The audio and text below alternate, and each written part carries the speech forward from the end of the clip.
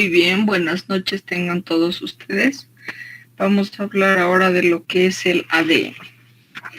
Ya habíamos visto en la anterior clase el proceso de división celular que se daba durante lo que es la gametogénesis. Ahora nosotros tenemos que entender o comprender cómo es su relación con la replicación del ADN. Por lo que esta clase la vamos a destinar a poder comprender cómo ha evolucionado lo que es el estudio del material genético en base al ADN. En la imagen ustedes están viendo una célula que nos muestra el núcleo, donde vamos a visualizar varios cromosomas. Estos cromosomas que vistos en esta imagen van a tener dentro de él lo que es el material genético, el ADN, en su cadena de doble hélice. En muy pocas de las imágenes encontradas en microscopio se va a poder ver al cromosoma como lo están viendo aquí. La mayoría de las veces simplemente se las va a ver como pequeñas hebras o cromátidas, como se las muestra en esta imagen. Entonces el cromosoma va a tener esta imagen, ¿no? Las cromátides van a tener la capacidad de pigmentarse, van a estar unidas por una parte media que vendría a estar representada por el cinetocoro, ya que esta imagen es la que ustedes van a ver en división. Y dentro de ella, de los brazos, se van a poder ver lo que son los genes, que son consideradas las unidades de herencia. Están viendo aquí un rectángulo que, digamos, forma parte de un segmento del brazo del cromosoma, en el que ustedes están visualizando cómo se va a distribuir, ¿no?, el material genético. Y aquí igual ustedes ven un segmento de la doble hélice que permite identificar la secuenciación de los nucleótidos dentro del ADN. Jóvenes, por favor, ya no me envíen sus controles.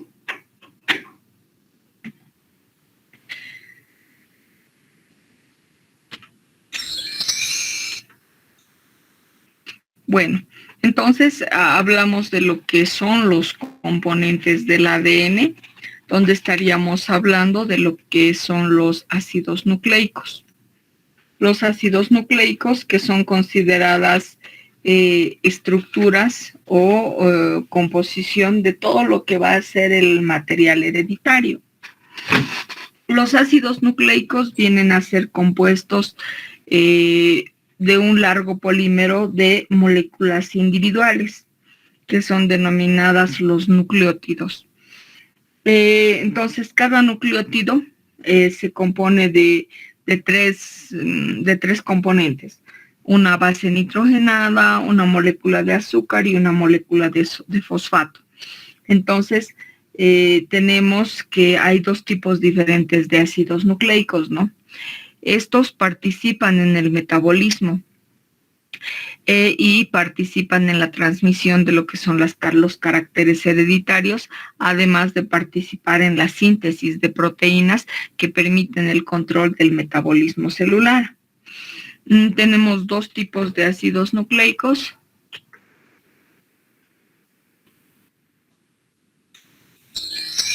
Ya, los dos tipos de ácidos nucleicos vienen a ser el RNA o ácido ribonucleico y el ADN o DNA, que es denominado el ácido desoxirribonucleico. El ácido ribonucleico contiene ribosa, que es un azúcar de 5 carbonos, y el ácido desoxirribonucleico es en el que se presenta un grupo hidroxilo en la posición 29 del azúcar ribosa, que está sustituido por un hidrógeno. Por eso es que recibe el nombre de desoxi. Ambos ácidos nucleicos contienen dentro de su estructura lo que son las bases. Las bases están descritas entre púricas y pirimídicas. Entonces, vamos a ver la ubicación de cada uno de estos. El ADN principalmente se va a encontrar dentro de lo que es el núcleo celular, aunque no debemos descartar las variaciones, ¿no?, de la localización del ADN. Tenemos, por ejemplo, una pequeña cantidad en lo que van a ser las mitocondrias. Y tenemos también lo que es el ADN extragénico, que se va a encontrar o se lo ha descrito como un ADN basura, que se va a encontrar en algunas regiones que a lo largo de la evolución puede desempeñar un mecanismo de regulación en la expresión de los genes. Y tenemos a lo que es el ADN mitocondrial, que va a estar relacionado con los múltiples organelos que van a tener en su composición una pequeña cantidad de ADN. Tenemos el RNA, que es el que se va a encontrar también en el núcleo, pero también va a formar parte de lo que es en el citoplasma celular, ya que el 80% del RNA se va a encontrar en los ribosomas. Ya. Entonces, en amarillo ustedes pueden ver el núcleo. El núcleo que nos está mostrando la gran cantidad de ADN. Y aquí ustedes ven a las mitocondrias con un punteado amarillo, ¿no?, que nos estaría representando a lo que es el ADN mitocondrial. Tenemos aquí al RNA, que se va a encontrar dentro de lo que van a ser en poca cantidad dentro del núcleo y en gran cantidad a nivel de lo que son los ribosomas.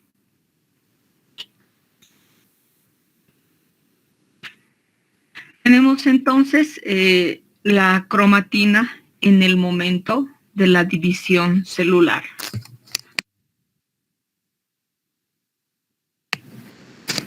Entonces, sufre una serie de enrollamientos y acortamientos, transformándose en pequeñas estructuras denominadas los cromosomas. Como les había mencionado, dependiendo de la fase de duplicación, vamos a verlos como cromosomas o como cromátidas. Los cromosomas están en 23 pares. Cada cromosoma va a consistir en 2 hebras denominadas cromátidas, las cuales se van a unir en una parte media, como habíamos visto, denominada centrómero o cinetocoro. Cinetocoro, como ya habíamos visto, es una estructura que se va a formar alrededor de la parte media, ya que va a servir en el proceso de la división celular para lo que es el anclaje dentro de lo que es el uso, ¿no? El ADN queda en el interior de las estructuras, formando unidades llamadas genes. La información está almacenada aproximadamente entre 25.000 a 35.000 genes, de acuerdo a las investigaciones que han surgido de la realización del proyecto del genoma humano. Entonces, son polinucleótidos, son un largo polímero, ¿no? ¿Por qué? Porque van a estar formados por una gran cadena de polinucleótidos y esto es característico de los ácidos nucleicos. Estaríamos hablando del ADN y el RNA. La unión es en dirección 3,5. Significa que se inicia en el carbono 3 de la molécula de azúcar del primer nucleótido y termina en el carbono 5 de la molécula de azúcar del siguiente nucleótido. Las características del ADN o del material genético se basan principalmente, primero, en que tienen la capacidad de replicarse, o sea, de perpetuarse mediante un proceso de replicación. Precisamente ustedes saben que el material genético pasa de generación en generación sin sufrir modificación. Entonces hemos visto mediante el proceso de la replicación en la mitosis cómo el ADN tiene esta capacidad. Tenemos que el ADN también tiene la capacidad de manifestarse o expresarse. Cada una de las características que forman parte de un individuo nos hablan de genes que han tenido la capacidad de expresión. Al hablar de la capacidad de expresión, hablamos que estas se han hecho evidentes. Si nosotros hablamos de un individuo que tiene, digamos, piel clara y el padre piel oscura, A ver, el padre tiene piel, la madre tiene piel clara, el padre piel oscura. El individuo va a desarrollar la piel oscura. ¿Qué quiere decir? Que la piel clara no ha tenido la capacidad de expresarse y solo se ha presentado la capacidad de expresión de la piel oscura, quedando arriba el color de piel de la madre. Entonces, por eso decimos que el ADN se expresa. Tiene la capacidad de mutar, porque la mutación es la modificación o la alteración de la secuencia del ADN. Entonces, tiene la probabilidad de modificarse, incluso estimulado por agentes medioambientales que puedan estimular su mutación. Por ejemplo, existen enfermedades familiares en la cual el individuo tiene el gen, pero está en el individuo eliminar las probabilidades o factores de riesgo para poder desarrollar esta mutación. Tenemos también que este ADN tiene la capacidad de recombinarse. Como ustedes van a ver en la historia, han existido individuos que han trabajado sobre estas recombinaciones a partir de lo que es la biología molecular, y entonces se ha comprobado que recombinando una porción de material genético podremos lograr una determinada característica. Entonces, el ADN tiene la capacidad de perpetuarse, de manifestarse, de cambiar y de combinarse. Ya, aquí simplemente ustedes están viendo a los cromosomas, a los genes y a la distribución, ¿no?, de lo que van a ser el material genético. Ahora sí vamos a desarrollar un poco de historia de lo que es la herencia y el ADN. Bueno, entonces, para lo que es el trabajo final del estudio del ADN, se ha logrado establecer que muchos científicos y genetistas han trabajado sobre ello. Entonces, vamos a hablar de los colaboradores que han sido Friedrich Miesner, Wilhelm Rooks, Oscar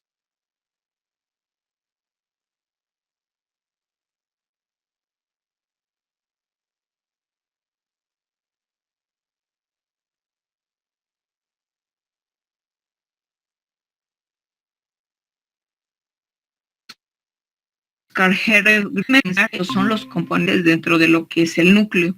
El núcleo va a estar formado por lo que es ADN, RNA y proteínas. Tenemos que en el año 1849 ha sido el año donde se ha descubierto la presencia de los ácidos nucleicos.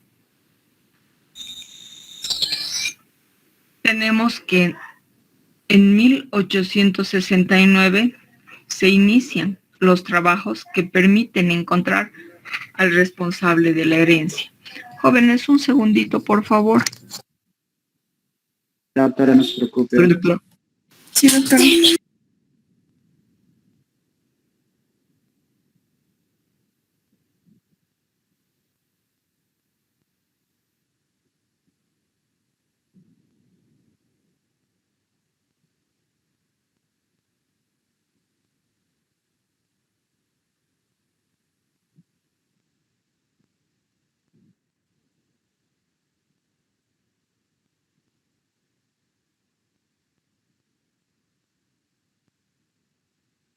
El responsable de la herencia.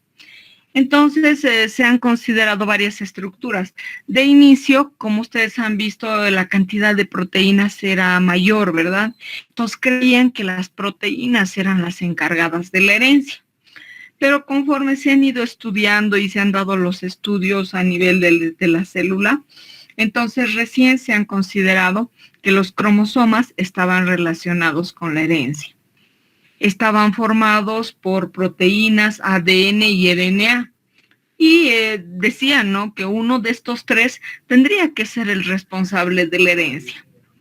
Han logrado encontrar lo que es el responsable de la herencia, pero han hablado de lo que era, de la característica que debería dar la capacidad de duplicarse a sí mismo. Entonces es cuando recién han encontrado que el ADN se replicaba de forma idéntica, sin lograr ningún tipo de alteración, por lo que ya se estaba aclarando quiénes eran los responsables de que pasen las características de una generación a otra. Tenemos aquí a Friedrich Miesner, quien en el año 1869 ha trabajado sobre lo que eran los glóbulos blancos.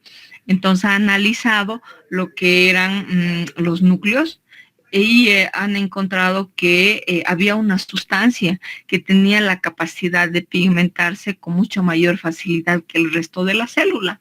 Entonces a esta sustancia la denominó nucleína, pero no encontraba cuál era la función de esta sustancia.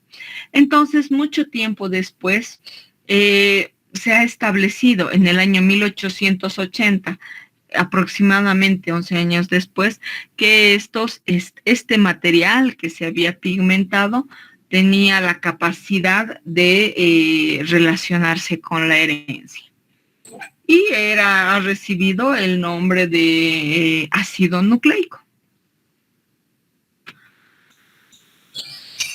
Tenemos aquí a lo que es Wilhelm Rooks. Wilhelm Rooks, quien en el año 1880 ha postulado que la información genética se encontraba dentro de los cromosomas. Tenemos a Oscar Hertwig, que en el año 1884 ha establecido que la información genética se encontraba en la cromatina que formaba parte de los cromosomas. Y tenemos a Robert Fulgen, quien ha trabajado en varias células utilizando un colorante denominado fucsina. Entonces, con este colorante ha logrado teñir lo que es el ADN, observando que esta sustancia se encontraba en todos los núcleos de las células eucariotas, principalmente a nivel de lo que eran los cromosomas. Tenemos a Aaron Levene, que en el año 1920 ha establecido que la unidad básica de la estructura de los ácidos nucleicos era el nucleótido. Entonces, el nucleótido estaba formado por 3 componentes, ¿no?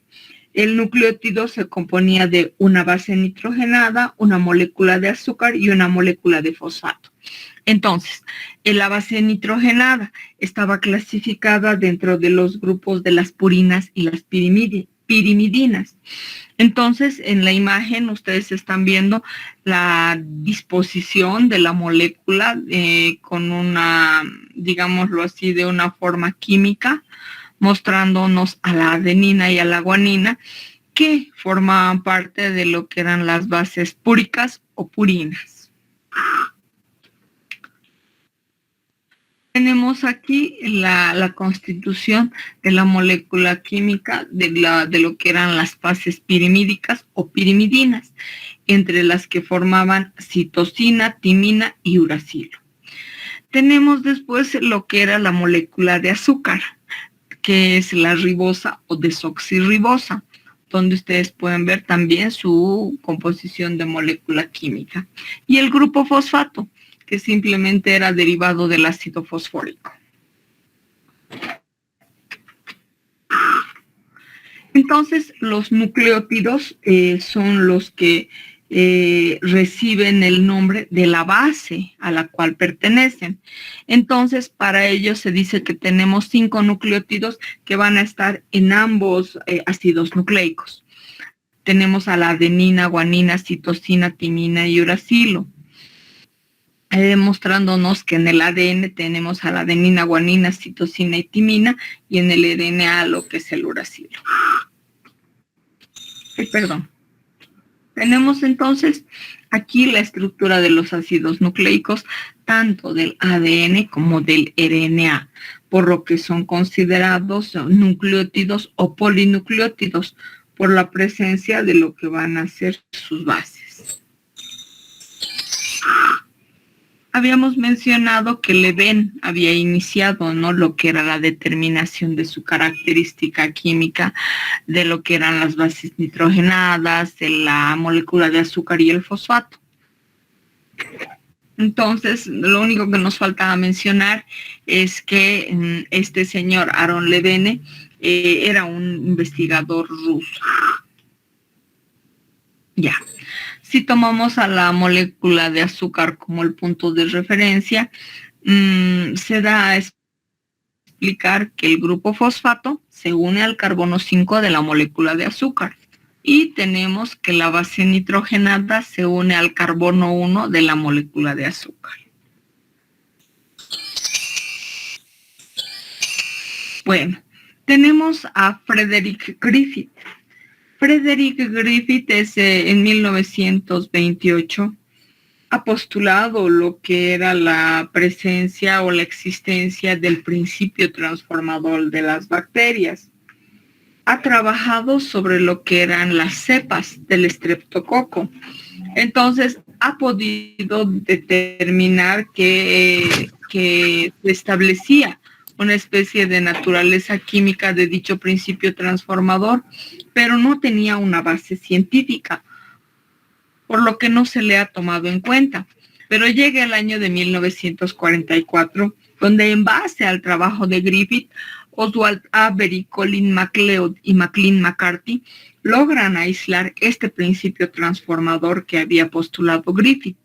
Entonces, obtienen lo que es la sustitución de la característica del liso a rugoso, nada más combinando lo que eran un material genético.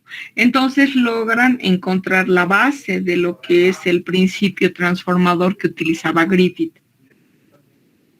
Encontraron que dicho principio se basaba en lo que era el ADN, ¿no? Por eso han modificado y han logrado cambiar la constitución de lisa y rugosa. Entonces han establecido que el ADN era el material responsable de la transformación genética de las bacterias. Nos hablaban de lo que es el Streptococcus pneumoniae, pero en su texto nos hablan de lo que es el neumococo. Entonces lo mismo, ¿no? Gracias a este aporte de lo que es el principio transformador, nos dicen que la era de los años 40 era considerada la más importante en la historia, ya que es en la era en la que se había determinado científicamente que el ADN era el material de la herencia, siendo una época importante, ¿no? Porque hasta ese entonces se pensaba, ¿no?, que podían ser las proteínas o que podía ser otro componente del núcleo, pero es sentado ya en lo que han sido los experimentos que se ha determinado que el ADN era el material de la herencia. Y ustedes ven aquí a los señores que han trabajado contribuyendo al trabajo inicial de lo que era el factor de transformación o de transcripción.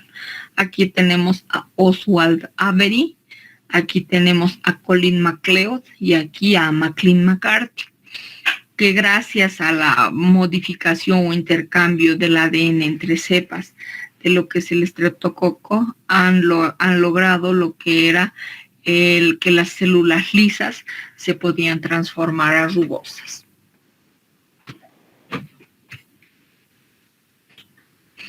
Después tenemos a lo que es Erwin Chargaff o Erwin Chargaff, quien ustedes van a ver que tiene trabajos desde el año 1947 hasta el año 1951. Él ha trabajado sobre lo que son las bases del ADN, o sea, sobre lo que eran las bases nitrogenadas, y nos indica que estas siguen ciertas reglas. Entonces nos hablan de la composición en especie específica, hablando de lo que es la adenina con la timina y la citosina y la guanina, ya que estas representaban una misma, digámoslo así, forma o representación de ADN. Bueno, Entonces, gracias a estos estudios, ha utilizado técnicas que le han ayudado a analizar la composición de las bases nitrogenadas de diversas fuentes. Entonces ha logrado establecer 4 criterios o 4 aportes. Indica que en todo tipo de ADN la cantidad de adenina es igual a la de timina, mientras que la de guanina es igual a la de la citosina. Ha determinado que el ADN de los tejidos diferentes de la misma especie tienen la misma composición de bases nitrogenadas. Nos habla de la composición de bases en el ADN que varía de una especie a otra. Y la composición del ADN de una especie no cambia ni con la edad o nutrición.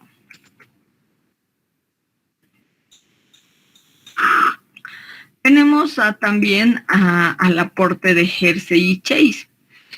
¿Quién es el ADN viral? Primero, se pensaba que la transmisión del proceso infeccioso estaba dado por las proteínas que formaban parte de la cápside o de la envoltura viral.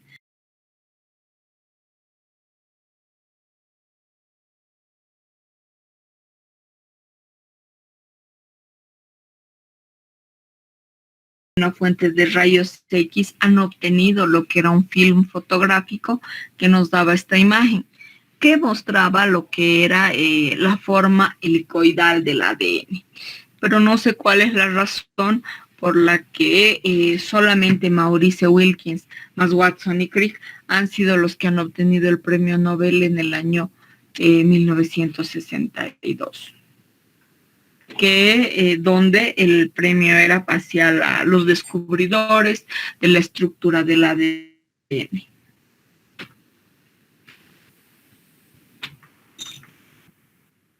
Bueno, entonces llega en el año 1953 lo que son Watson y Crick. Ambos que han postulado un modelo tridimensional para poder explicar cómo era la estructura del ADN. Se han apoyado en lo que eran los trabajos de cristalografía de Mauricio Wilkins y Rosalind Franklin y las leyes de equivalencia de bases nitrogenadas de Erwin Chargaff. Entonces, ellos han establecido un modelo para poder explicar la autoduplicación del ADN, ya que gracias a su estructura nosotros podremos determinar, ¿no?, cómo se va produciendo lo que es la replicación del ADN. Entonces, ellos han participado en el desciframiento del código del ADN o código genético. Han sido convocados para lo que era el proyecto del genoma humano.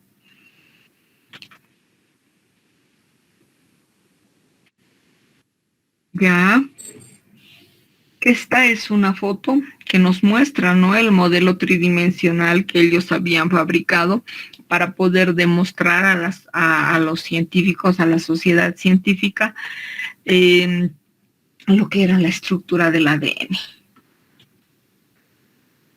Bueno, entonces, gracias a los estudios y en base a lo que habían trabajado sus colegas, nos muestran que esta es una cadena de doble hélice que tiene un ancho uniforme de 2 nanómetros, que las bases van a estar separadas por 0,34 nanómetros, gracias a los estudios de Chargaff, y que la adenina se apareaba con la timina. Ustedes ven aquí tenemos 2 enlaces, y que la citosina con la guanina, mediante 3 enlaces hidrógeno, como claramente se ve dentro de lo que es esta cadena.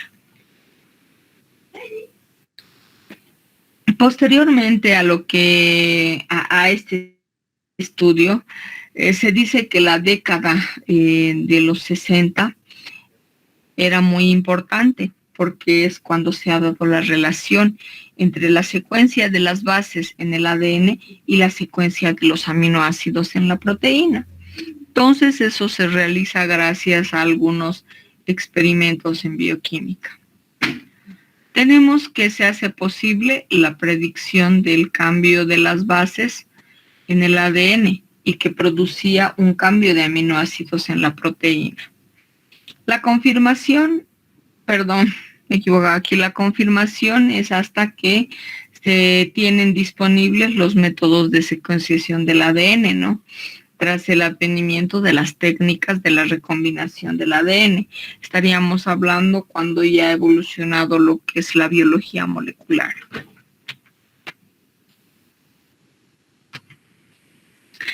Tenemos entonces que a partir de lo que son estos trabajos de biología molecular, tenemos al trabajo de Paul Berg en el año 1972, donde realiza el primer DNA recombinante utilizando la E. coli, que es una enzima de restricción obtenida de la Escherichia coli. No debemos olvidar que en el año 1970 es cuando se descubren estas enzimas de restricción. Esta enzima de restricción permite reconocer segmentos de ADN. Una vez reconocidos, los fragmenta sin causar lesiones, sin pérdida de material. Se corta en fragmentos y mediante extremos pegajosos y el uso de lo que es la ADN ligasa, se obtiene lo que es el ADN recombinante, gracias al trabajo de Paul Berg. Por ejemplo, aquí tenemos lo que es el aporte del proceso de replicación. Ustedes ven una doble una doble hélice madre con las dos hélices, ¿no? Y estas unidas por enlaces hidrógeno. ¿Qué pasa? Cuando sucede el proceso de la mitosis, este material necesita ser replicado de forma idéntica a la madre. Entonces, ¿qué sucede? Se rompen. Y al romperse permiten formar una horquilla o lo que es un área en forma de Y que permite dividir, digámoslo así, en dos o separar las hebras. Estas hebras no pueden mantenerse así en esta distribución helicoidal. Entonces, lo que hacen son extenderse para poder lograr una separación completa y evitar que éstas puedan volver a unirse. Entonces, gracias al material complementario que se va a encontrar ahí, empiezan a complementarse estas cadenas, dando origen a la nueva cadena mediante lo que es el proceso de replicación.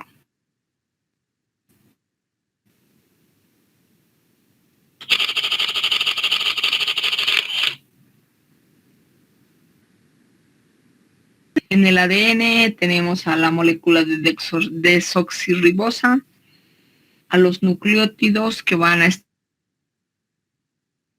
aquí, timina, guanina, tenemos a la molécula de desoxirribosa y tenemos a la molécula fosfato. Ya. Entonces, para el año 1952 ya teníamos claras las ideas, ¿no?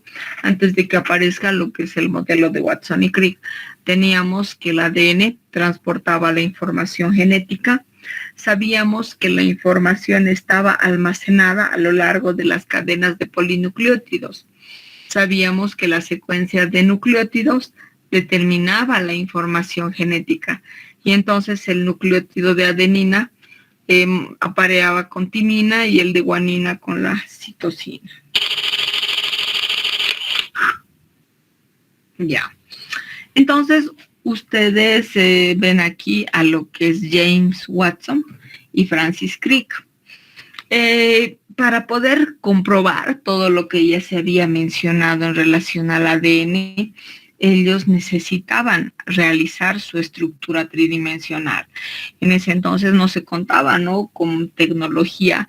Ahora ya incluso tenemos máquinas que pueden desarrollar un modelo tridimensional, pero ellos no, y han logrado hacer su maqueta mostrando lo que era la estructura de esta molécula de ADN. Entonces, Watson y Crick, los dos investigadores, bajo la investigación previa de la difracción de rayos X, han podido establecer la doble hélice. Posteriormente, Watson es el que ha sido convocado a lo que es el proyecto del genoma humano. Incluso lo pusieron como director de un área determinada para poder dar lugar a este proyecto. Y han hecho su maqueta gracias a los trabajos anteriormente mencionados. La estructura del ADN tenía las siguientes características. Primero, que era una doble cadena de polinucleótidos. Nos mostraban que gracias a la disposición de esta cadena, las cadenas eran antiparalelas. El extremo 5 de una de las cadenas se enfrentaba al extremo 3 de la otra cadena. Entonces, el nucleótido de adenina se unía a la timina por 2 puentes hidrógeno y el de la guanina a la citosina por 3. Entonces, las bases se unían por enlaces covalentes al azúcar y el grupo fosfato se enlaza a los azúcares adyacentes por medio de un enlace fosfodiéster. Y estas eran las dimensiones, ¿no?, que ya habíamos mostrado. Cada vuelta una vuelta se forma cada 3.4 nanómetros. Cada vuelta está formada por 10 nucleótidos y la distancia entre cada nucleótido es de 0,34.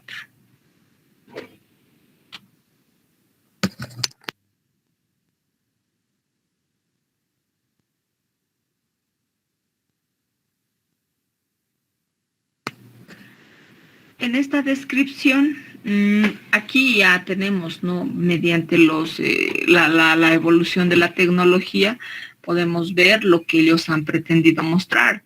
Si ustedes se imaginan cuánto les ha costado hacer esta maqueta, y ahora es tan fácil, ¿no?, poder encontrar una imagen real, lo más cercana a lo real de lo que es el ADN.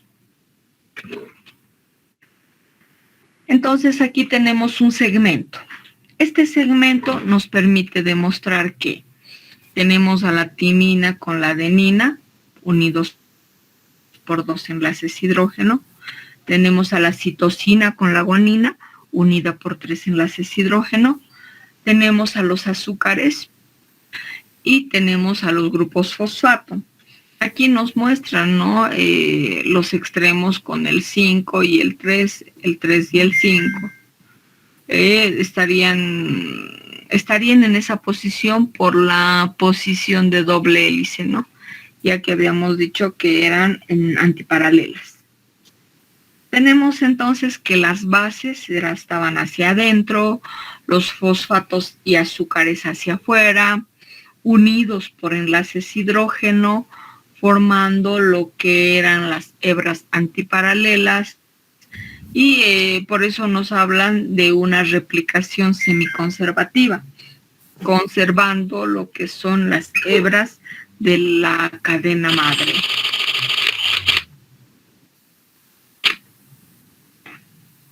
Entonces, en la replicación, nosotros debemos considerar que la información genética se va a encontrar almacenada en la secuencia de nucleótidos.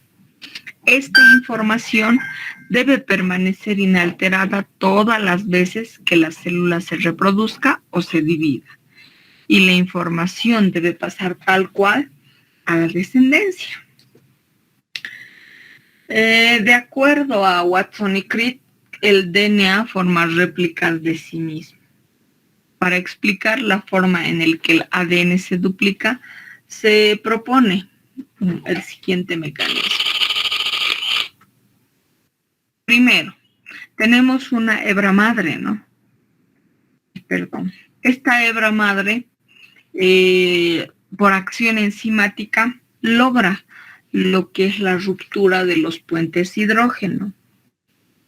Entonces, la doble cadena se abre a manera de horquilla, quedando las bases nitrogenadas expuestas al medio celular. Entonces tenemos las bases expuestas que se aparean con los nucleótidos complementarios que se encuentran libres en el medio celular, y al finalizar el proceso se observan 2 moléculas de ADN idénticas. Y aquí tienen lo que es la replicación semiconservativa. Entonces, el proceso de replicación nos va a dar como la respuesta a la pregunta de cómo se transmite la información genética de una generación a otra. Entonces nosotros vemos que durante la división nuclear las dos hebras de hélice, como ustedes ven, se van separando. Se van separando y ya les había mostrado en imágenes anteriores mediante la acción de una enzima denominada ADN helicasa. Cada hebra del ADN dirige la síntesis de una hebra de ADN complementario a través de un apareamiento específico de las bases, lo que da como resultado las cadenas dobles, o sea, cadenas hijas idénticas a la molécula original. Entonces, cuando las células se dividen, la información genética se conserva y se transmite sin cambios a lo que es la célula hija. Entonces, este proceso de replicación habíamos denominado que recibe ese nombre de semiconservativa o un proceso de replicación semiconservadora, ya que es una sola la hebra de cada molécula hija resultante de lo que es la síntesis de la nueva cadena. Entonces, ¿cómo sucede esto? Se inicia el proceso de la replicación. Cuando se inicia el proceso de la replicación, permite la formación de nuevas copias a partir de una molécula guía o una molécula patrón. Entonces, la replicación requiere un proceso inicial de separación de dos cadenas de la doble hélice. Esto se logra a través de una sustancia denominada girasa, la cual rompe el giro de la hélice, y tenemos a la enzima helicasa, que rompe la unión de las bases complementarias. Entonces se forma la disposición de Y, que nosotros le vamos a dar el nombre de horquilla de replicación. Entonces después actúan las proteínas desestabilizadoras de la hélice, que van a estirar la hebra. ¿Para qué? Para evitar que éstas se vuelvan a unir a sus bases complementarias. Entonces, la cadena de polinucleótidos nos va a servir de molde para la síntesis de una nueva molécula de ADN. Entonces, la replicación va a seguir la regla de los apareamientos de bases. El ADN es sintetizado por enzimas denominadas ADN polimerasas, que son necesarias no solo para la replicación, sino también para el proceso de reparación. Esta ADN polimerasa sintetiza ADN no solo en el sentido 5:3, lo cual puede crear un problema porque las dos cadenas de ADN son antiparalelas. Por eso es que tenían la ubicación el extremo 5 en conexión con el 3 y así el extremo 3 con el 5. Entonces, aquella hebra que se enfrenta al ADN polimerasa con un extremo 3 libre sintetiza una larga cadena complementaria continua en dirección 5:3. Entonces, se va a formar lo que es la hebra adelantada, o aquí la mencionan como una hebra conductora o una hebra líder, que se sintetiza en un proceso continuo. La otra hebra, que es la denominada hebra retardada, se sintetiza en trozos denominados fragmentos de Okazaki. Estos fragmentos de Okazaki o ARN cebador son fabricados por una enzima llamada primasa y posteriormente degradada por una ribonucleasa. Estos fragmentos forman una hebra continua mediante lo que es la ADN ligasa. Entonces, la replicación del ADN va avanzando en ambas direcciones a partir de estos puntos de origen, formando estructuras con forma de burbujas, las que van a recibir el nombre de burbujas de replicación. Los orígenes de la replicación vecinos se encuentran próximos Entonces aparecen como las unidades de replicación. Y la replicación del ADN se muestra en replicaciones individuales y se produce en diferentes momentos de lo que es un ciclo celular, más precisamente en lo que es la fase S. Si ustedes recuerdan, cuando hablábamos del ciclo celular, nos hablaba, ¿no?, de lo que era la fase G1, la fase S y la fase G2. Principalmente la fase S y la fase G2 son destinadas a la replicación del ADN. Entonces son estas fases en las que se va a producir la replicación del ADN.